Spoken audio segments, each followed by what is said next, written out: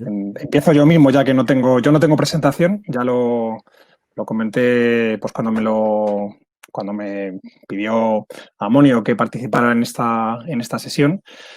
Bueno, pues por varios motivos, ¿no? Pero quizá el más importante es que creo que me siento un poquito mejor y más espontáneo si en lugar de seguir un guión muy definido por la presentación, pues os voy contando lo que yo entiendo que se busca en este tipo de sesiones, que es para el caso nuestro, ¿no?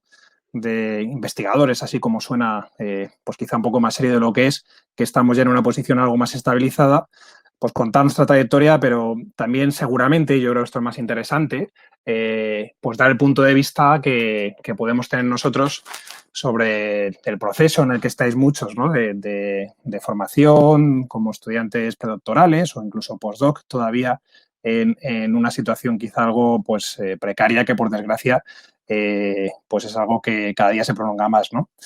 Entonces, bueno, pues muy rápidamente, yo empecé mi tesis en 1996, o sea, hace ya bastante tiempo, 24 años. Yo no venía de una formación ni afición específicamente relacionada con las hormigas. Desde luego, yo era un apasionado del campo, creo que como la inmensa mayoría de los que estamos aquí, pero con un sesgo más hacia plantas, ¿no? Y dentro del mundo faunístico, pues quizá más hacia aves y los grupos grandes que generalmente son como más populares. Pero yo era muy de plantas realmente. Y después de dar algún que otro garbeo erróneo por mi facultad, acabé en el departamento de ecología, que claramente era donde yo me sentía más a gusto. Aún sigo en ese departamento. Bueno, tuve también mis idas y venidas en ese departamento de ecología de la Autónoma de Madrid. Y entré dentro de un subgrupo de ecología terrestre que hacía cosas como más de ecología vegetal. Y lo cierto es que en aquella época sí era un poco más habitual, retomando una de las últimas preguntas, que un poco eligiéramos nuestra tesis. Es decir, yo entré en un grupo que, como digo, era sobre todo de ecología vegetal, que trabajaba en ecosistemas de pastizal mediterráneo. Empecé a acompañarles a hacer muestreos. Bueno, pues me acabé pidiendo mi beca, FPU, que fue lo que al final conseguí, como pude hacer la tesis. Y en una de esas visitas de campo, pues fue como estuvimos pensando un poco entre todos hacia dónde podía yo orientar mi trabajo y viendo pues las hileras de Mesor recogiendo semillas, pues la inspiración vino rápidamente, ¿no? Porque en aquel momento teníamos un gran interés como grupo en las dinámicas de los bancos de semillas y ese vector de recolección y de lo que viniera después, mortalidad, dispersión de las semillas, pues no estaba demasiado bien estudiado. Hay algunos trabajos previos más desde la óptica de las propias hormigas, pero no desde el contexto del propio ecosistema. Entonces ahí orienté mi tesis sin tener realmente ni idea de hormigas, ¿no?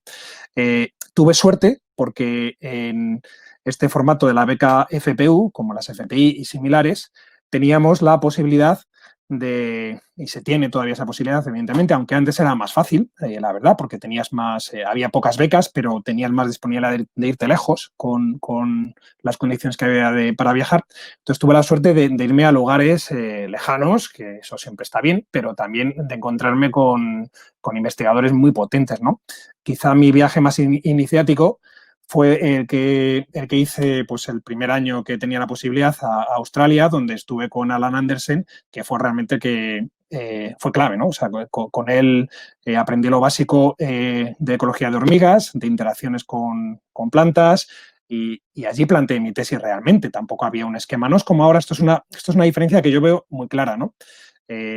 No es que sea blanco o negro, porque hay un poco de todo, siempre hay un poco de todo, pero ahora la gente que hacéis tesis, en muchísimos casos, son tesis en las que no tenéis mucho margen de elección, ni elección de tema, ni casi elección de los objetivos, porque tú te integras en un proyecto de investigación que casi siempre es necesario, condición sine qua non para poder hacer la tesis, que tiene unos objetivos que el investigador tiene que desarrollar durante el tiempo de duración del proyecto, y a veces es que te da la tesis ya con un esquema pues muy cerrado, ¿no? Eso tiene, bueno, no voy a juzgarlo si es bueno o malo, pero desde luego es una diferencia importante con respecto a cómo se hacían algunas tesis, al menos anteriormente. Entonces yo la planteé allí.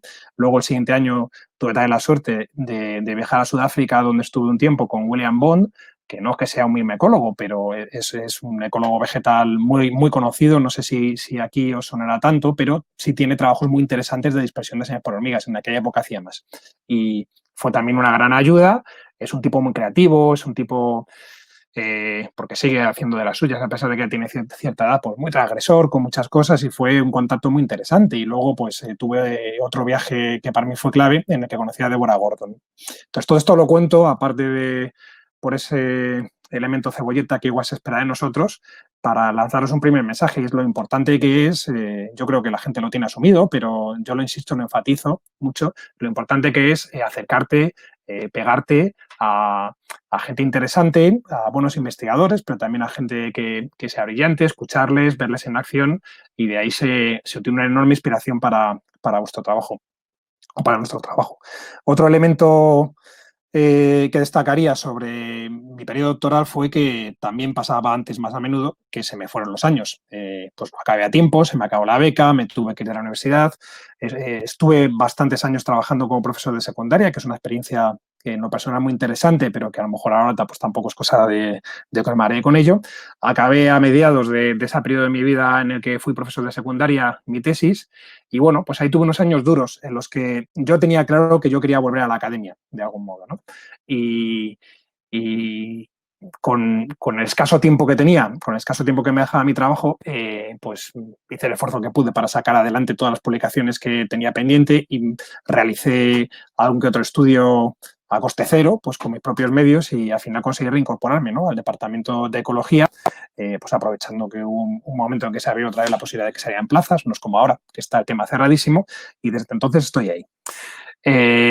Bueno, algunas pinceladas, algunos comentarios que he pensado, ¿no?, que puede estar bien. Quizá luego cuando hagáis preguntas podemos hablar más sobre ello. De lo que yo veo desde el puesto que actualmente ocupo. Pues lo que veo es que la competitividad se ha exacerbado muchísimo. Lo que veo es que las personas que estáis en estas fases, ¿no?, predoc, postdoc, pues tenéis que hacer frente a dilemas quizá mucho más profundos que los que teníamos entonces. Tenéis que encontrar vuestro propio camino. Evidentemente no hay recetas, y a partir de ahí, por lo que sí que hay son muchas opciones, ¿no? Yo a veces, esto puede parecer mal, ¿no?, que lo diga, ¿no?, teniendo pues un puesto de trabajo estable desde la academia, es cierto que a veces siento pues una mezcla de admiración, pero con un punto, no sé si decirlo, pues de envidia, ¿no? Cuando veo a gente, pues tipo José Mari, tipo Kiko, tipo Amonio, por ejemplo, tipo Javier Arcos, que no estáis realmente en la academia, pero que estáis haciendo un trabajo posiblemente mucho mejor que el que hacemos muchos desde la academia, ¿no? Y me pregunto, ¿y esto a qué se debe? Bueno, pues se debe seguramente, para empezar, en condiciones de las personas. Pues hay personas brillantes y personas que no lo son tanto, pero también pienso que desde la academia, al menos desde la universidad, que es de donde yo puedo hablar, hay muchos procesos perversos, ¿no?, que complican mucho la realización de una investigación creativa y original, ¿no? Insisto, puede parecer extraño que teniendo la suerte que claramente reconozco que tengo por estar en el puesto en el que estoy, diga este tipo de cosas que pueden parecer quejas, pero más que quejas, son observaciones que hay. Quizá más tampoco soy la primera persona a las que se las oís. Yo llevo, desde que volví a la academia, intentando mantener como una doble vía de investigación, una más aplicada y otra más básica. Y en la básica la quiero orientar claramente a la ecología de hormigas, por muchísimas razones, ¿no? Pero una de ellas es precisamente porque las hormigas sirven para muchas cosas, pero también hay pero también hay muchas investigaciones de hormigas que no sirven para nada. Y yo soy un enamorado de la investigación básica. Y creo que la investigación básica tiene virtudes, es una investigación que tiene muchos menos factores que la pervierten que la investigación aplicada, y yo quiero seguir por ahí, pero no hay manera. Incluso presentas proyectos con puntuaciones muy buenas, pero te acaban diciendo que no, que es un tema pues, que no es prioritario, ¿no? Mientras que la investigación aplicada es mucho más sencillo obtener financiación. Yo no he tenido gran problema y trabajo en varios proyectos muy interesantes que me encantan también de investigación aplicada, en los cuales meto muchas de las cosas que me gustan, y también hormigas, pues el uso como bioindicadores y ganchos de este tipo que sirven para que efectivamente pueda sacar algún dinero para hacer algo cercano a la misma ecología o a la ecología de hormigas. Pero claro, la investigación aplicada es la investigación aplicada. Tú tienes que obtener unos resultados que vayan en la dirección de lo que tú supuestamente quieres solucionar, o de lo que tú supuestamente crees que con tu trabajo puedes aportar algún tipo de respuesta a un problema de gestión. Y, en fin, pues intentamos ser muy honestos. Entiendo que la mayoría, yo desde luego lo intento, pero también tengo a veces la sensación de que la investigación aplicada está mucho más corrompida por los propios intereses de lo que tú quieres encontrar, ¿no? Y eso es lo que no me acaba de convencer. Y ahí es donde yo me veo en un dilema fuerte, personal, que es lo que me lleva, a lo que os comentaba hace un rato, a veces a tener cierta pues no sé cómo decirlo, ¿no? Porque envidia no es la palabra, desde luego, no me puedo quejar, pero me llama mucho la atención y soy una persona muy interesada en el trabajo de las personas que sin estar en la academia y estando en otros puestos de trabajo alejados de ello, están produciendo una investigación de altísima calidad que efectivamente, pues a lo mejor no tiene, al menos a corto plazo, una relación muy directa con problemas aplicados. Al final, pues todo lo tiene, ¿no? Pero eso no es lo que lo motiva y me parece una vía interesante. La otra también, pero la otra hay que tener en cuenta que es algo tremendamente competitivo, que es algo tremendamente perverso. Uno tiene que estar dispuesto a viajar fuera, uno tiene que estar dispuesto a pasar muchos años en precario, uno tiene que estar dispuesto, y hablo de lo que veo, no hablo de mi experiencia, que insisto, no me quejo, y uno tiene que estar dispuesto a tardar años en encontrar un puesto estable, ¿no? Bueno, no sé, creo que me estoy enrollando. En realidad me he ido por este camino sin tenerlo tampoco demasiado pensado, pero voy a parar porque seguro que Carolina tiene que contaros cosas más interesantes y quizá sea mejor que luego cuando tengamos ese espacio para preguntas, si hay Carolina, algunas cuestiones vete compartiendo, que... vete compartiendo tu pantalla con la presentación, por Sí. favor. Pues muchas gracias, Paco. Ahora a ver las preguntas, ¿vale? Vale. Carolina, cuando quieras. Ok.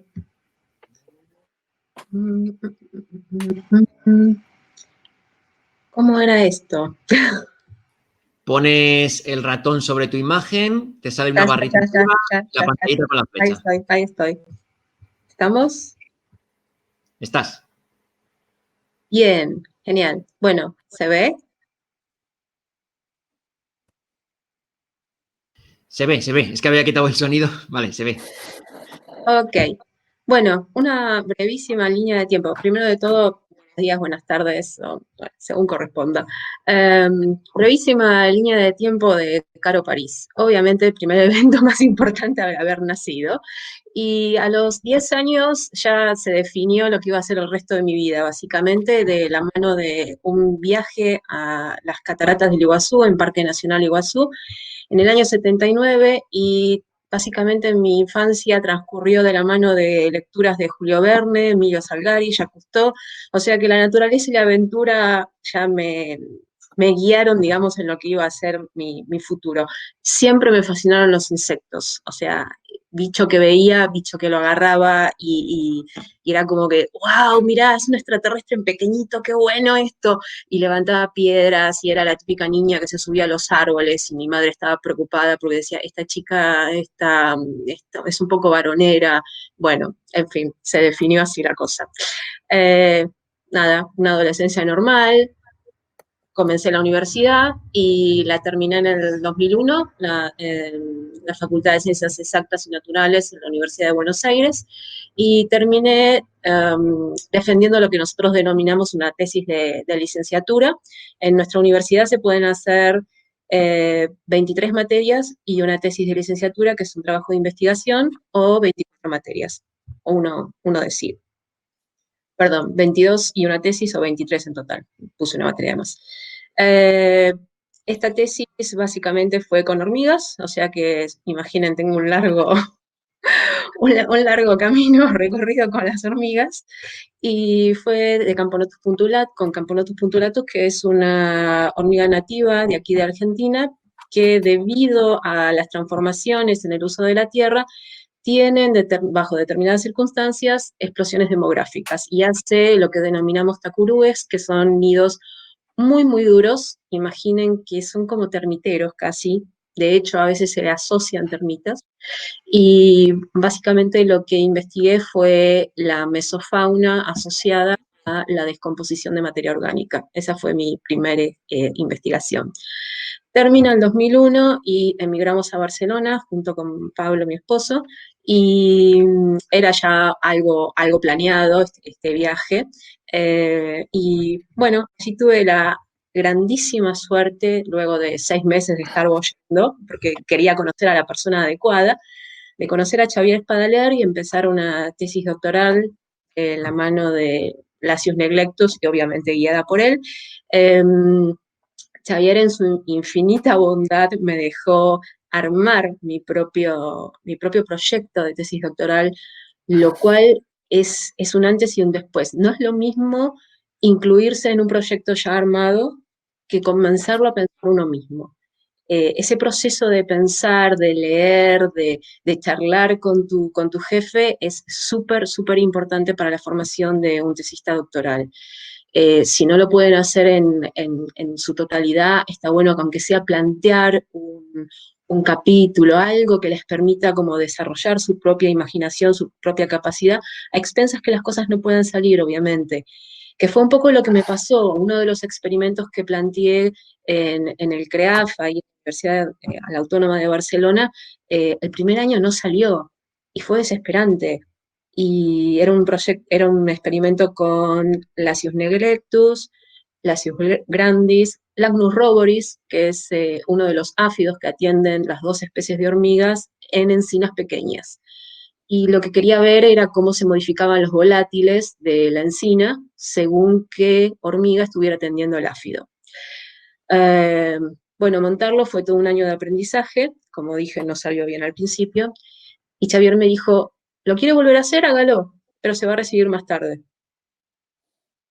Bueno, resulta que me gustan los desafíos, así que lo volví a hacer, salió, y de ahí salieron 2 publicaciones, así que fue genial. Bueno, esta tesis doctoral la defiendo en el 2007 y ese mismo año tengo la súper suerte de conocer a Wilson cuando la Generalitat le dio el premio, uno de los tantos que recibió Wilson a lo largo de su vida, y nos dedicó a los que estábamos ahí muy generosamente 5 minutos o 3 minutos para hablar con nosotros. En ese momento yo ya había obtenido una beca de la agencia de investigación aquí de la Argentina para volver a la Argentina con un posgrado y ya sabía que iba y uno de los lugares que iba a ir era la provincia de Misiones. Cuando se lo menciono a Wilson, Wilson me dice, hay todo por hacer en Misiones. Ok, bueno, nota mental. Hay Misiones, firmado Wilson. Esa fue mi reacción a esto. Bueno, volvemos a la Argentina. En el 2009 termino con lo que fue el postdoc.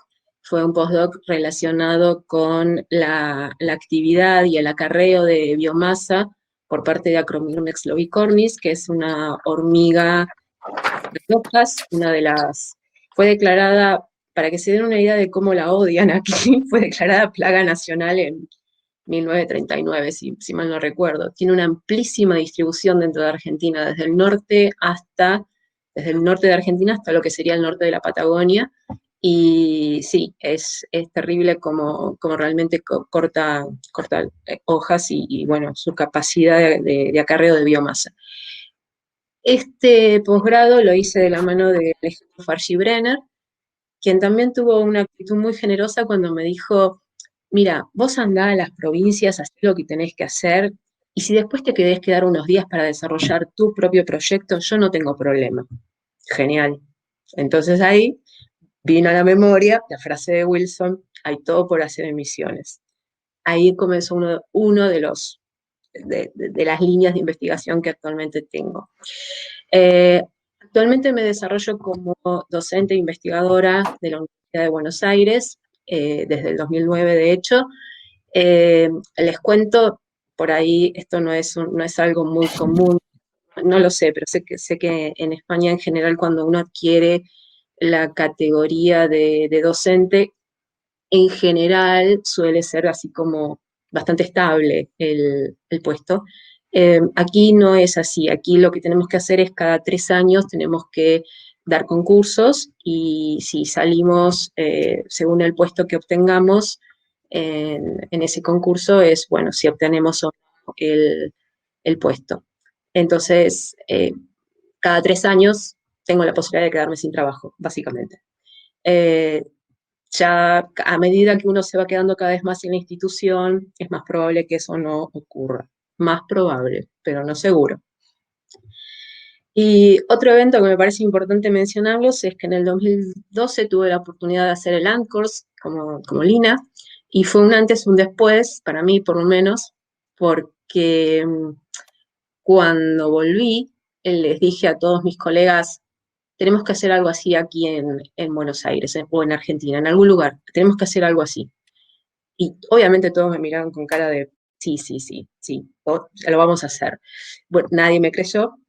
Cuestión que lo organizamos entre varios de los que estábamos ahí, llevamos ya casi 10 años haciendo cada 2 años un curso de sistemática, comportamiento de ecología de hormigas, y viene gente de todas las provincias de Argentina, incluso han venido de Brasil, de Perú, de Chile, de Bolivia. A mí personalmente me llena de orgullo este curso. Y bueno, nada, colaboramos en lo que podemos en generar una red de micólogos y en ayudarnos. Les quería contar un poco qué pasó con este consejo de Wilson, y básicamente se transformó en esto, en un proyecto sobre biodiversidad de mirmecofauna. La primera vez que fui ya como doctora al Parque Nacional Iguazú, que es, bueno, esta belleza que ven aquí, para que se ubiquen más o menos geográficamente, Misiones es esta provincia, Buenos Aires está aquí, y hay una distancia de 1.100 kilómetros, más o menos como para que se ubiquen. Entonces. Perdona un momentín. Chicos, si tenéis preguntas, id haciéndolas para que no quedemos luego unos minutos en blanco, ¿vale? Cuando acabe Carolina, por favor. Vale. Entonces, lo primero que hice cuando llegué al parque es preguntarle a los guardaparques, o bueno, al encargado, hay un centro de investigación allí, y le dije, bueno, ¿tienen el listado de hormigas de aquí, del parque? Claro, es un parque muy emblemático de Argentina. Y no tenemos listado. Ok, pero no ha venido nadie a investigar hormigas aquí. Sí, bueno, algunos a investigar las hormigas cortadoras de hojas o las aztecas, pero no, listado no tenemos. Bueno, hay que hacer el listado entonces. Así que bueno, empezamos a poner trampas pitfalls, hacer winklers, colecta manual, cebos subterráneos, algo que les recontra aconsejo que hagan porque salen unas cosas maravillosas. Y bueno, y fuimos encontrando así algunas rarezas que les voy mostrando. Una de estas es, en realidad, Tamatomyrmex mutilatus no la encontramos nosotros, la encontraron otros investigadores, pero a esta Tamatomyrmex sí la encontramos en otra zona de Misiones, que es esta, la Reserva Natural Privada Osornunú, que queda al sur. Entre ambos puntos hay más o menos 230 kilómetros de diferencia. Esta es una zona muy particular por los endemismos que tiene en cuanto a plantas. Si se fijan aquí, hay un cactus. Sí, hay cactus tropicales, seguro que ya lo saben, pero bueno, hay muchísimos endemismos en esta zona, y es el único lugar de la Argentina que tiene lo que es considerado como una zona de cerrado brasilero. Esto fue una investigación que llevó adelante investigadores brasileños que vinieron y se asombraron de que realmente hubiera tantos representantes de vegetales de lo que es el cerrado brasilero. Así que es una zona muy pequeña, con mucha diversidad de ambiente para mostrar hormigas, y bueno, aquí fue donde nosotros pudimos encontrar un nido completo de Tamatomyrmex mutilatus adentro de una ramita, que, bueno, lo encontré yo mientras que estaba haciendo el shifting con el Winkler, ¿sí? Tamizando hojarasca. Y bueno, uno generalmente cuando tamiza hojarasca rompe los palitos, porque a veces en los palitos se encuentran cosas interesantes. Y bueno, sí, efectivamente encontré algo interesante. Y después otra particularidad, otra especie muy linda que encontramos es esta Octostruma, que cuando la identificamos nos pareció rarísimo. En el caso de Octostruma es muy importante el tema de la mandíbula y del clipio, en cuanto al número de dientes, cómo es su conformación, su distribución a lo largo de la mandíbula, etc. Y cuando llegamos a esta especie dijimos, ups, me parece que nos equivocamos. Así que con Andrea decidimos bueno, enviársela, o sea, mandarle en realidad fotos a Jack Longino, y nos dijo, sí, chicas, la identificaron bien. ¡Wow! Dijimos, increíble, porque la distribución más al sur de esta especie es Ecuador, y ni siquiera estaba registrada en Brasil, con lo cual nosotros nos guiamos mucho por los registros brasileros, porque toda esta zona es el equivalente a la mata atlántica de los brasileros, con lo cual para nosotros es una gran referencia los listados de especies de Brasil. Entonces, bueno, nada, obviamente nos pusimos contentas de tener algo así como muy, muy exclusivo. Y bueno, han salido varias asociadas a la investigación en Parque Nacional Iguazú, y ahora estamos preparando algo que un poco englobe una comparativa entre los dos parques. Nosotros hasta ahora siempre nos limitamos a todo lo que sea hormiga de hojarasca y hormiga de suelo. Nunca investigamos el dosel. Por eso por ahí hay esta diferencia de especies, ¿sí? Pero cada vez que volvemos a mirar las muestras, a veces vuelven a aparecer cosas nuevas. De hecho, esta Octostruma apareció remirando todas las muestras de Octostruma, porque solamente estaba presente en una única muestra y eran 27 individuos, por suerte. O sea que esto de volver a remirar las cosas es una buena práctica a veces. Bueno, durante el postdoctorado, otra de las lugares que tuve que visitar es el norte de Argentina, y ahora pasamos básicamente un desierto, que es la provincia de Salta, que está por aquí en el norte. Y bueno, el lugar donde yo trabajaba era un lugar, porque ahora no es más, ahora tiene viñedo. Esta es una zona muy ligada a la producción de vinos, pero de vinos de alta calidad, porque son vinos de altura en general. Entonces, en esta zona que era monte, como lo llamamos nosotros a esa ecorregión, había el ingeniero agrónomo me comenta que, ¿sabés que hay un loco acá de una bodega que dice que tiene una hormiga asesina que ataca a las cortadoras de hojas? Ajá, bueno, quiero ver eso, obviamente.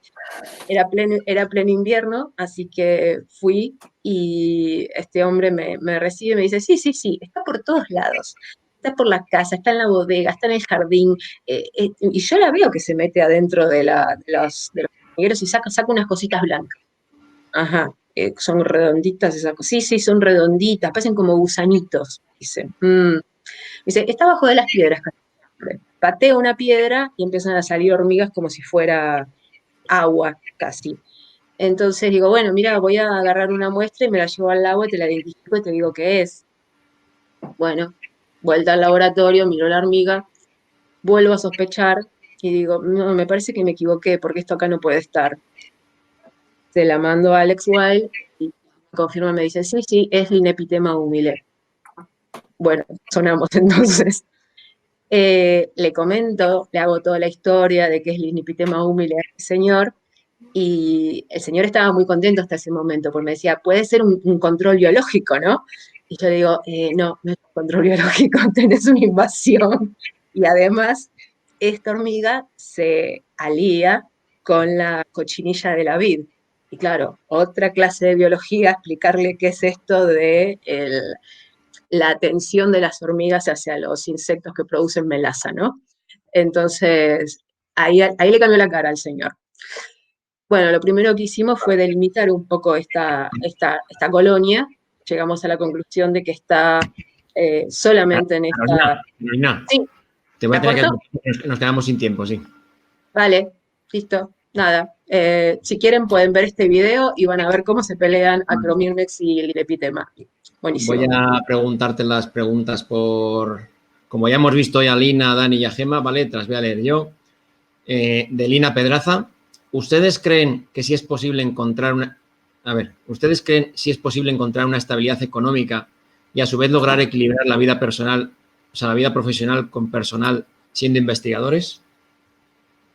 Espera un segundo, me gustaría salirme. Vale, te quita Rubén ahora. Te quita Rubén la pantalla. Genial, dale, déjame de compartir. Paco, empieza tú si quieres.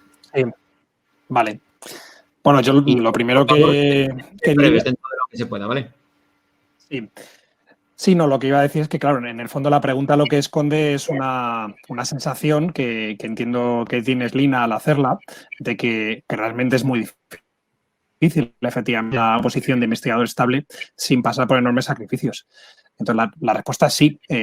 Evidentemente, se puede alcanzar este equilibrio, aunque pueda parecer que no, pero yo creo que es inevitable, por desgracia, pasar por unos cuantos años en los que uno tenga que trabajar muy duro y en los que...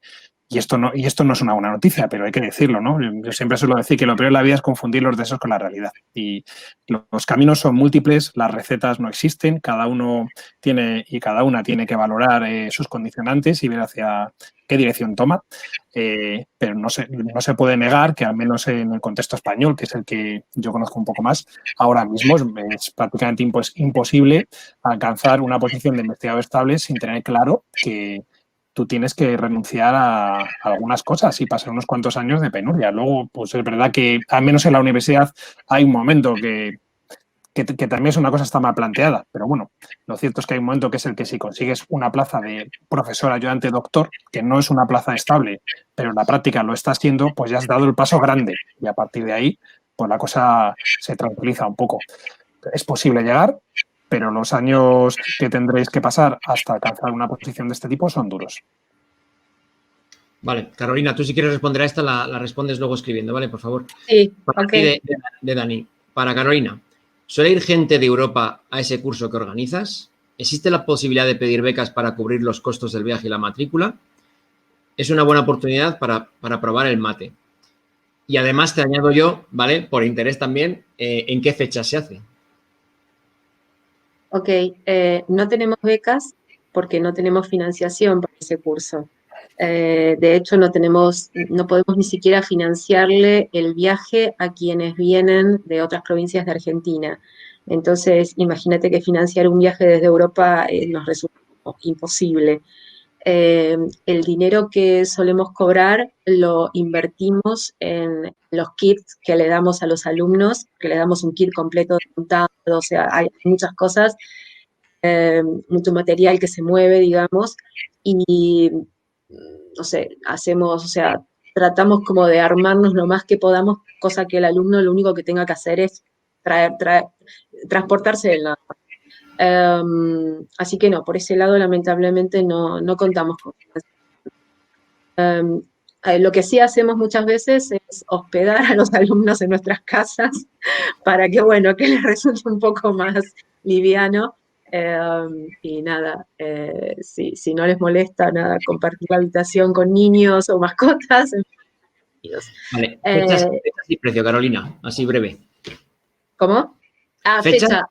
Sí, es para finales de febrero, principios de enero. Y el año que viene es como que tocaría, porque lo hacemos cada 2 años. Vale. Rubén, vete metiendo a Rodrigo, ¿vale? Para que pregunte la pregunta y os hago una de Gema.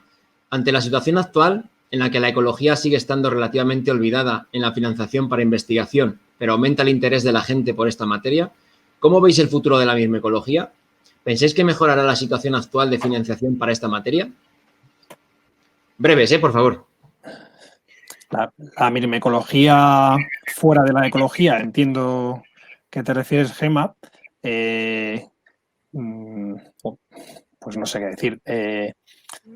Yo creo que la ecología, por intentar empezar por algo que quizá puedo decir algo un poco más sensato, la ecología aplicada seguramente aumentará su financiación. También es verdad que no es difícil, porque ahora mismo estamos en unos niveles en general de inversión para la investigación en España pésimos. Por lo tanto, pues yo creo que es casi imposible que sigamos retrocediendo y cabe esperar que tarde o temprano recuperemos alguna posición y en general tengamos algo más de financiación pública para la investigación.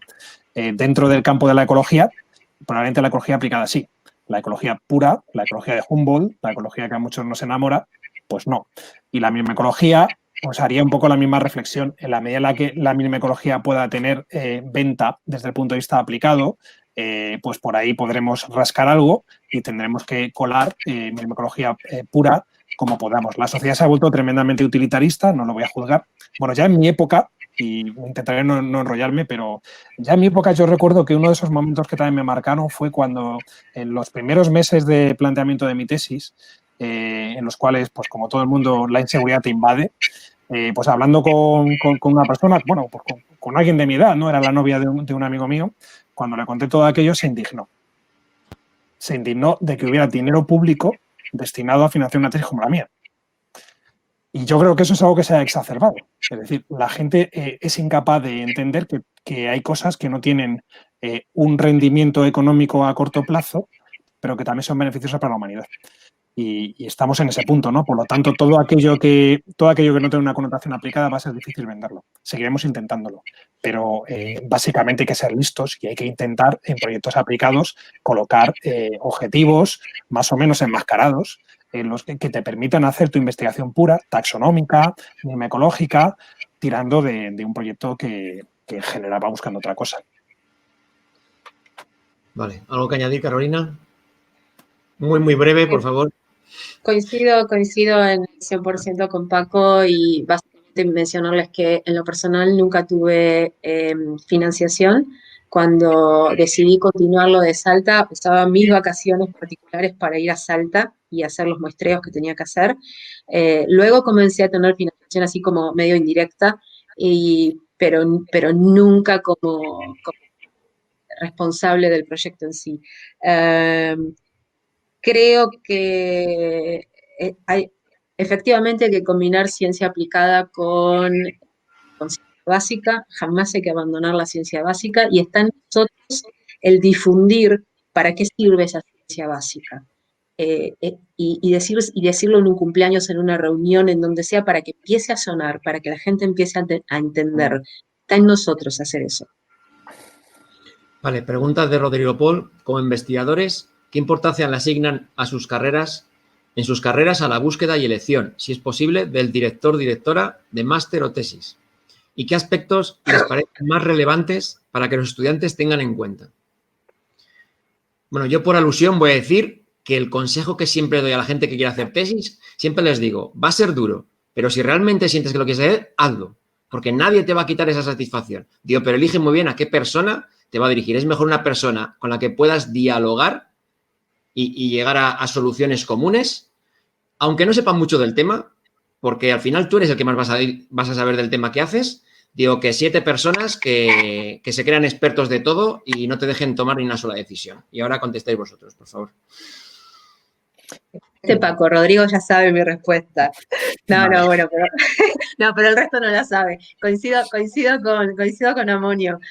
Yo un poco tuve las dos experiencias, o sea, encontrarme con gente académicamente súper potente y re interesante y llevarme súper mal. O sea, tratar de ir al laboratorio en el momento en el que yo sabía que esa persona no estaba. Entonces, era la manera de sobrevivir, tener como nichos desfasados en el tiempo-espacio. Esa fue mi estratagema y me salió bárbaro. Sobreviví. Ahora, cuando me mudé a España, dije, esto no me vuelve a pasar. Así que dije, me voy a buscar una persona con la cual me lleve bien. Y bueno, todos lo conocen a Chevalier Espadalear, es un encanto de persona. Así que dije, bien, acá conjugamos las dos cosas, encanto de persona con un tema interesante. Y sí, coincido con vos. A veces es preferible resignar un poco la parte académica, porque en definitiva va a depender de uno la parte académica. Sí, y siempre se puede colaborar con el mayor experto que haya. Quiero decir que... Obvio, pero la parte personal es la que te sostiene, es tu motor, es tu gasolina. Si no tenés eso bien afinado, el resto cae. ¿Viste? ¿Algo que añadir, Paco? ¿Me bebe? Poco. Creo que lo habéis dicho muy bien. Bueno, añadiría 2 cosas. Primero, yo siempre insisto, no hay recetas. O sea que aquí también hay componentes personales que uno tiene que analizarse a sí mismo y siempre conviene tener cuidado porque lo que a unos les funciona, a lo mejor a ti no te funciona, ¿no? Entonces, mirémonos cada uno qué tipo de personalidad tenemos y, por lo tanto, dónde funcionamos mejor. Pero a partir de ahí lo habéis dicho muy bien. Tiene que ser, tú vas a ser el experto, como decías, creo, Amonio, en tu tema. Ese es el objetivo y, por lo tanto, necesitas una persona que, evidentemente, sepa mucho, pero que sobre todo que te acompañe. Una persona en la que tú puedas a veces no lo sabes al principio porque la gente hay que conocerla, pero que tengas indicios de que es una persona que te va a acompañar, te va a escuchar y te va a dedicar tiempo. Y bueno, pues que la admires también, ¿no? Que la admires como intelectualmente, porque si no es así, es muy difícil establecer una relación de complicidad y de confianza con ese supervisor o supervisora, ¿no? Al margen de que luego, pues su campo de especialidad tiene que estar lo más cercano posible, pero tú vas a ser la persona experta en la materia, ese es el objetivo. Si me dejas 15 segundos, te agrego algo más. Hay que segundos. hay que acostumbrarse que a medida que uno va creciendo académicamente y profesionalmente, cada vez vas a estar más solo. O sea que tu actual jefe puede ser que te preste menos atención, te guíe menos, por ahí que esté menos, pero que lo poco que esté, que sea de calidad. Bueno, para toda la vida. Dos preguntas de Elena, una para cada uno. Para Paco, un comentario. Elegiste investigadores muy brillantes para hacer las estancias en el extranjero, cosa que a mí me ha fallado. Que a mí me ha fallado. Mi beca no tenía estancias y creo que es necesario que los doctorados se den cuenta de que es necesario y que aporta mucho a su formación como investigadores. Hay que irse fuera y aprender de los buenos. Una pregunta. ¿Qué estudiaste y qué te aportó el hacer una estancia con Deborah Gordon en USA? Pues con Deborah Gordon, en realidad fue con la única de las tres que no hice un trabajo específico. Estuve más de observador. Ella estaba en aquel momento pues haciendo estudios de comportamiento realmente de Pogono-Mirmex, de aquella larga serie de trabajos que sacó, y interacción entre colonias, división del trabajo entre obreras. Entonces yo bajaba allí con ella, estábamos en un centro de investigación situado pues, en una zona alta, en las montañas Chiricahua, y bajábamos todas las mañanas muy temprano, un grupito pues, más o menos amplio de gente, a trabajar. Yo tuve muchas conversaciones con ella, porque la verdad es que trabajar no trabajé mucho. Como digo, fue una estancia más de observación que otra cosa, y lo que realmente aprendí y me aportó es el trabajo de detalle. O sea, la capacidad que tenía ella y su equipo para detenerse en pequeñas cosas, para el dato fino, para las mediciones meticulosas en espacios pequeños. Bueno, fue algo que me aportó ella más que mis anteriores supervisores fuera, que me aportaron, bueno, no es que eso no lo hicieran, pero me abrieron los ojos en otros sentidos, ¿no? Ella me abrió más los ojos en esa dirección. Y con respecto a lo que decías, Elena, claro, yo ahí tuve mucha suerte. Todos en la vida hay cosas que tenemos suerte y cosas que no tenemos tanta, porque ahora te dan un dinero limitado si tienes estancias, que además puede que no tengas estancias, hay becas que no te las proporcionan, pero cuando te las proporcionan tienes un dinero limitado y tienes que asignarlo durante el periodo de tu formación. O sea, antes no lo había realmente, y es que mucha gente tampoco se iba y tampoco había tantas becas. No sé cuál es la razón de fondo, pero yo podía irme al culo del mundo y no había problema. Si lo mío costaba, en fin, lo diría en pesetas, pero no quiero parecer tan viejo, y quien se fuera, porque es de lo que me acuerdo de las pesetas, y otra persona se iba a Andorra porque para lo que fuera a hacer, pues se tenía que ir a Andorra, pues te lo financiaban igual, ¿no? Entonces, en mi caso, pues por lo poco que había leído en aquel momento y por otras razones, lógicamente, pues me pareció que la primera, el destino iba a ser Australia, ¿no? Y la verdad que fue un acierto, y en mi caso, sin esas estancias, no habría salido del pozo inicial, ¿no? Que tendrías que plantear tu tesis en aquel momento, como eso es muy interesante. Como estaba contando Carolina, eso es de lo mejor que yo recuerdo, pero claro, necesitas fuentes de inspiración. Te voy a tener que cortar, ¿vale? Vale. Y luego vamos a, cuando acabemos esto, nos vamos a ir como el otro día al Google Meet, ¿vale? Así que podemos. De Elena, también para Carolina. ¿Qué importancia tuvo para ti tu carrera y tu investigación? Bueno, para ti, supongo que en tu carrera y tu investigación, la estancia en Barcelona. Uf. La experiencia con Xavier marca, ¿verdad? ¿Cómo? Que la experiencia con Xavier marca. Yo estaba allí 2 semanas con él en años diferentes. Sí, no solamente la experiencia con Xavier, vivir en Barcelona te marca. Yo viví allí 6 años y queda mal que lo diga, pero lo voy a decir igual. Total. Realmente nunca me terminó de convencer Argentina. Tengo un problema de idiosincrasia con los argentinos por cómo son en general. Entonces siempre me quise ir. Barcelona era el primer punto en el que llegamos, y realmente poco a poco es como que dije, yo me siento en casa, con todos los defectos que haya aquí, con todas las virtudes que hay, yo me siento en casa, me siento súper bien. Y fui increíblemente feliz desde todos los puntos de vista, desde el punto de vista profesional, personal, todo, o sea, todo genial. Cuando me fui, para mí fue un palo emocional muy grande. Pero bueno, me adapto a todo, así que aquí estoy. Y realmente son esos años los que me sostienen muchas veces. Pensar en que hice eso, en que fui capaz de hacer eso. Y no cabe duda que a nivel profesional, la Generalitat cuando me dio la beca fue un antes y un después en el sentido de que yo pude volver a mi país con y eso me permitió insertarme aquí.